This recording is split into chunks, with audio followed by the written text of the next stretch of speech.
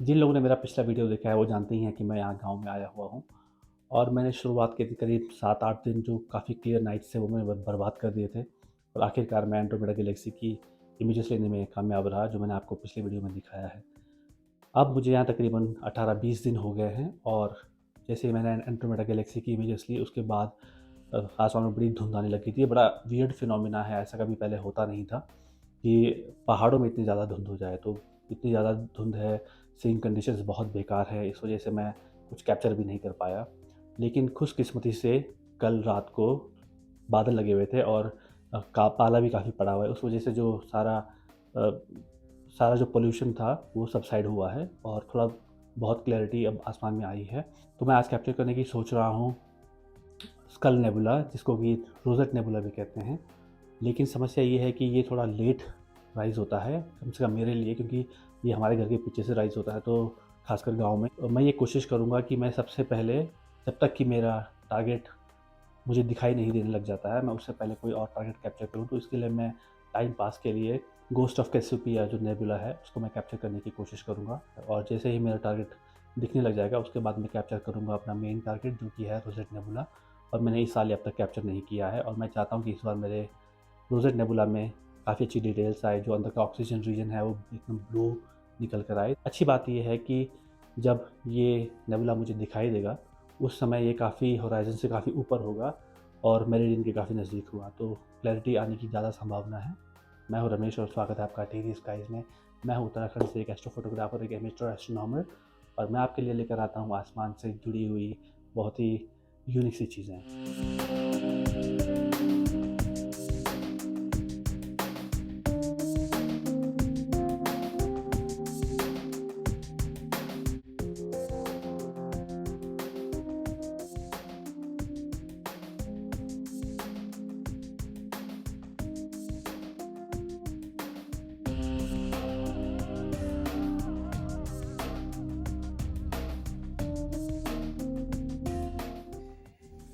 तो दोस्तों ये है मेरा एल एनहांस फ़िल्टर जो कि मैं लगाने वाला हूँ अपने टेलीस्कोप में, क्योंकि लास्ट टाइम जब मैंने एंड्रोमेडा गैलेक्सी कैप्चर करी थी तो उसमें एल प्रो फ़िल्टर लगा हुआ था।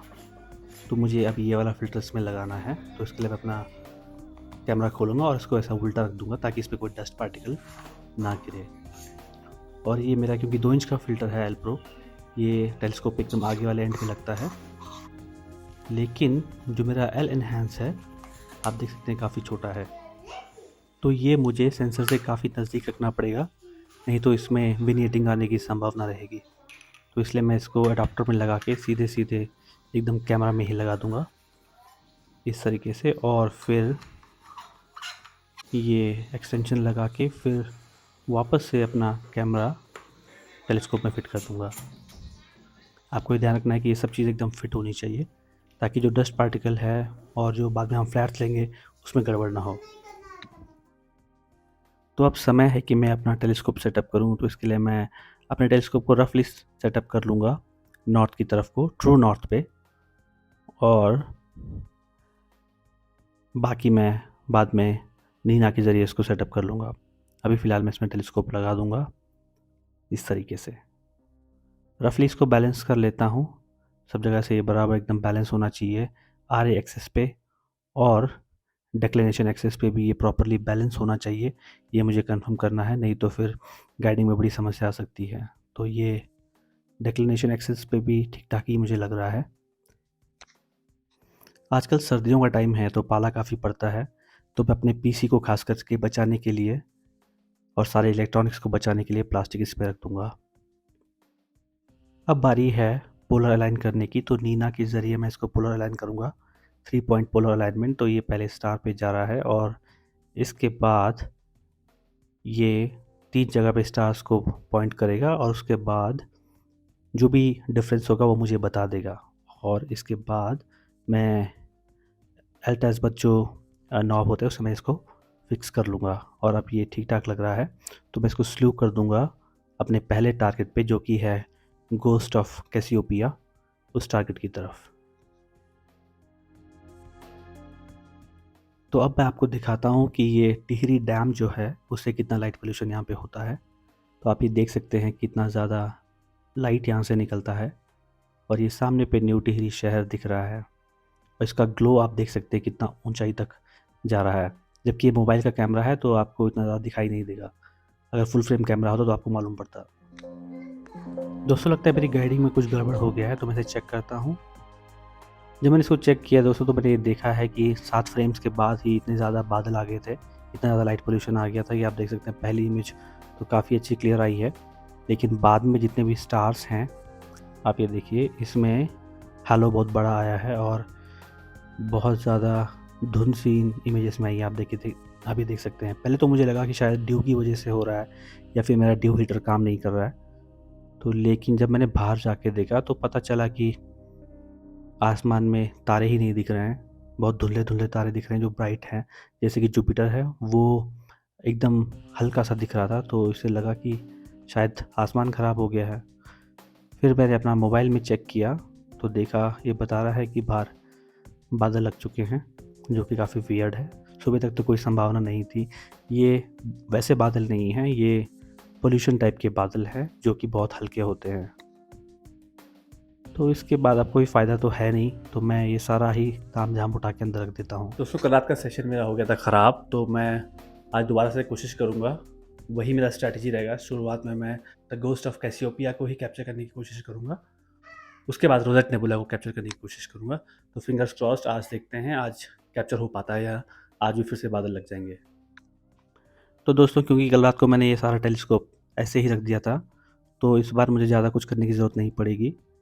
बस मैं इसको रफली पोलर अलाइन करूँगा, फिर नीना से पोलर अलाइनमेंट करूँगा इसकी, और उसके बाद हल्का-फुल्का थोड़ा फ़ोकस देखूँगा और फिर ये ठीक हो जाना चाहिए।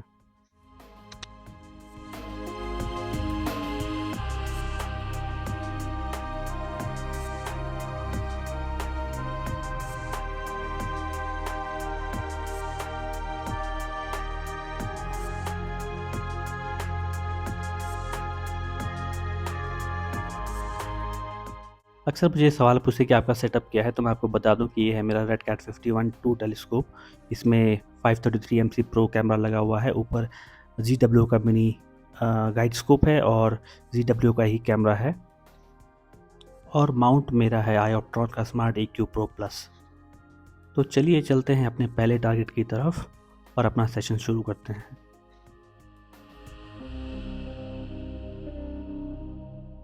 दोस्तों इस बार मैं अपना टेलीस्कोप बाहर ही छोड़ने वाला हूँ और बहुत पाला पड़ने वाला है। इसके लिए मैं आपको एक टेक्निक बताने वाला हूँ। मैं अपने सीक्वेंस में एक काम करूँगा, सीक्वेंस में जाके एंड सीक्वेंस के टाइम पे मैं इंश्योर करूँगा कि मेरा कैमरा वार्म हो जाए और पार्क मोड में चला जाए। तो इन दोनों को मैं ऑन कर दूँगा और ये इंश्योर करेगा कि मेरा हीटर रात भर चलता रहे कैमरे का, जिससे कि मेरा कैमरा ख़राब नहीं होगा पाले से। अगर आप एसी पावर से यूज़ कर रहे हैं तो आप इंश्योर करें कि आप इस सेटिंग को ऑन रखें, लेकिन अगर आप बैटरी के ज़रिए चल रहे हैं या किसी रिमोट लोकेशन पे हैं तब इस सेटिंग को ऑन ना करें।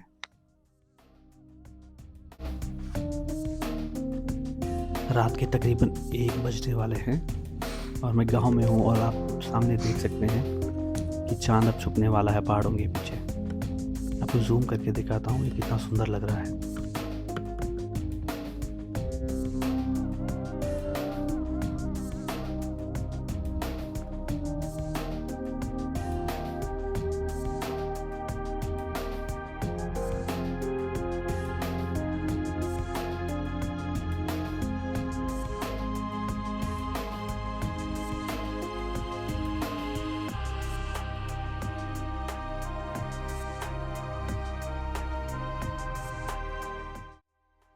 तो दोस्तों सुबह के 8 बज रहे हैं और आप ये देख सकते हैं मेरा सेशन रुक गया था 72 इमेजेस के बाद, लेकिन ये जो बाद की इमेजेस आई हैं, ये जो मॉर्निंग का जो ग्लो होता है, डॉन का ग्लो होता है, उसकी वजह से इसमें काफ़ी सारे ग्रेडियंट्स आए हैं। अगर मैं पीछे की तरफ जाने की कोशिश करूं तो मैं देख पाऊंगा कि कहाँ तक ये इमेजेस एकदम परफेक्ट आई हैं और कहाँ से ये ख़राब होनी शुरू। ये देखिए आप यहाँ पे ठीक आई है और लगभग इस तरफ को ये ख़राब होनी शुरू हुई है। तो तकरीबन 1 डेढ़ घंटा जो डेटा है, 1 डेढ़ घंटे का डेटा वो कुछ ख़राब है, लेकिन इतना भी ख़राब नहीं है। मैं सोच रहा हूँ कि मैं ये सारे के सारे ही स्टैक कर लूँ, सारी 72 इमेजेस। इसमें से कुछ ख़राब भी होंगे, जैसे कि जिसमें स्टार ट्रेल्स आए होंगे, जैसे कि हवा चली हो या इस तरीके से।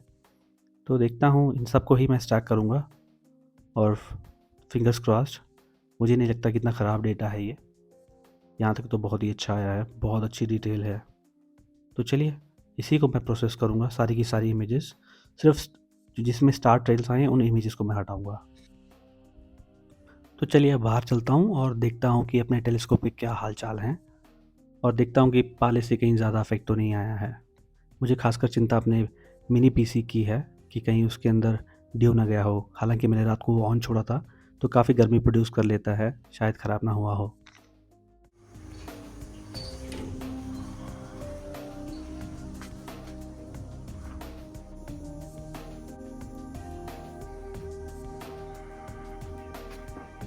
तो मैं रात को ये कुर्सियाँ भी साइड में लगा लेता हूँ अक्सर, ताकि कोई जंगली जानवर इसको मार के ना चला जाए। तो देखता हूँ, बाकी सब कुछ तो ठीक ठाक लग रहा है। पीसी चल रहा है, कैमरा चल रहा है, सब पे पावर ऑन है, और अंदर तक तो लगता नहीं है कि कोई ड्यू गया है। यहाँ ज़रूर दिख रहा है अडॉप्टर में ड्यू नहीं है, बटन्स में है। तो चलो ठीक है। चलो दोस्तों, तो छुट्टी ख़त्म हुई और अब मुझे वापस न्यू टिहरी, जो कि मेरा शहर है, वहाँ जाना है, और इमेजेस को मैं वहीं जाके प्रोसेस करूँगा।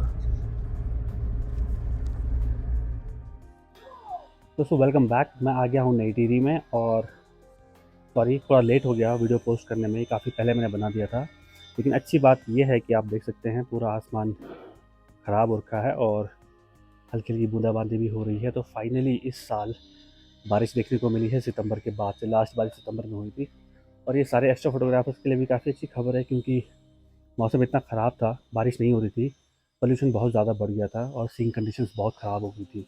तो कम से कम अब इस बारिश के बाद आसमान साफ़ मिलेगा हमें, और स्टार्स ज़्यादा ब्राइट आएंगे, और नेबुलाज में नेबुलसिटी भी काफ़ी अच्छी आने वाली है। तो अब समय है जो मैंने डेटा प्रोसेस किया है वो आपको दिखाने का और इस वीडियो को वाइंड अप करने का। मुझे उम्मीद है आपको ये वीडियो पसंद आया होगा। ये अगर आपको मेरे कंटेंट्स पसंद आते हैं तो प्लीज़ अपने दोस्तों के साथ शेयर करें, और लाइक करें, सब्सक्राइब करें, और जितना हो सके सपोर्ट करने की कोशिश करें। जितने ज़्यादा लोग जुड़ेंगे उतने ज़्यादा बेहतर मैं कंटेंट्स बना पाऊँगा और मुझे सपोर्ट मिलता रहेगा। चलिए आपसे मिलते हैं अगली बार।